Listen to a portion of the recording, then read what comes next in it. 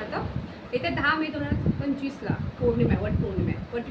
पौर्णिमा सुरू होते सकाळी 11:35 ती संपणार आहे दुसऱ्या 11 तारखेला 1:30 तर आपल्याला वट पौर्णिमा साजरी करायची 10 तारखेला असेल.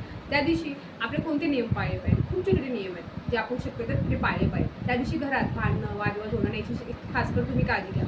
आणि खासकर नवऱ्याबरोबर तुम्ही वादविवाद करू नका त्या दिवशी. शक्य असेल तेवढं शांत राहा, प्रेमाने राहा. एखादी गोष्ट तुम्हाला जरी राग आला तर इग्नोर करा त्या दिवशी, शांत राहा. तुम्हाला खूप छान आहे. प्रत्येक स्त्रीचा उपवास असतो, उपवास प्रत्येकाने करावा शक्यतो. पण ज्यांना जमत नसेल त्यांनी पूजा केला तरी, फराळ घेतला तरी चालेल, पण उपवास केला तर खूप छान राहील. त्या दिवशी तुम्ही आपण साडी घालणार आहोत, प्रत्येकजण तयार होते, शृंगार वगैरे करतात. शक्यतो काळा रंग टाळा. बाकी कोणत्याही रंगाची तुम्ही साडी घातली तरी शुभच असते, ती चालेल. फक्त काळा रंग थोडा तुम्ही टाळा म्हणेन मी.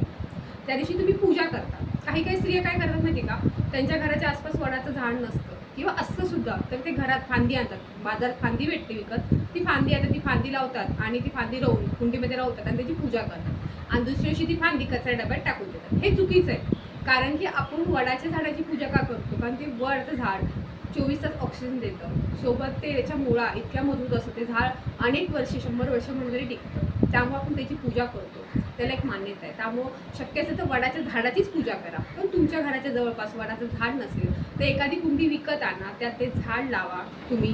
आणि नंतर ते जरा मोठं झालं की आसपास कुठेतरी झाड लावा तुम्ही, त्याचं वडाचं झाड लावा. त्याचं एक पुण्य तुम्हाला भेटणार आहे. कारण की आपल्याला ग्रंथामध्ये सांगितलेलं आहे की तुम्ही वड, पिंपळ, औदुंबर ही झाडं जर आपण लावली तर आपल्याला 42 कुळ आपली होतात ना, त्यांना पुण्य भेटतं 42 कुळांना. तुम्ही वडाचं झाड लावलं तर एक वृक्षारोपण पण होते आपल्यातून, पर्यावरणाला एक सोबत होते, आपल्या पुढच्या पिढीला सुद्धा ते फायदेशीर ठरणार आहे. त्यामुळे झाड लावा त्या दिवशी. पण फांदी विकत आणून त्याची पूजा करू नका, ती चुकीचे आहे. कारण ती फांदी उपटून आपण दुसऱ्या दिवशी फेकून जाणार आहोत. त्यामुळे झाडाची शक्यतो पूजा करा.